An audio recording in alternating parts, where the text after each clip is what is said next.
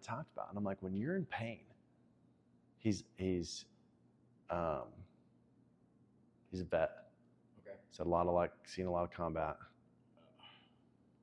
a lot of just like pain and stuff. And I was like, it is demand. Like it takes up a good chunk of your resources, of just day-to-day like ability to think and process and interact like kindly with other people when you have like all of this pain in your face all the time. And I'm like, which makes you like more short with your kids and like less focused at work and like all of these other like mental health related things. And he's like, yeah, you're totally right. And he's like, I've already seen that like he's got 2 kids. And he's like, I've seen in the last like 3 weeks coming here that like, he's like, yeah, I'm more patient with my kids. He's like, for sure. He's like, I didn't even think about it. But he goes, but yeah, he goes, it's like, I don't get as like bugged and annoyed and sharp as quick. He's like, I'm still like, I still do. He's like, but it's definitely less.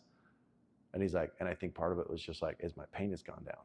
And I'm like, yeah, like 100%. I'm like, you only have so many, like the spoon analogy, like there's a lot of different analogies. Like you can only spin so many plates or whatever you want to say. It's like, there's only so much you can take, resources you have available. And it's like, if freaking 6 of them are taken up with pain, well, now you've got 4 to go deal with everything else.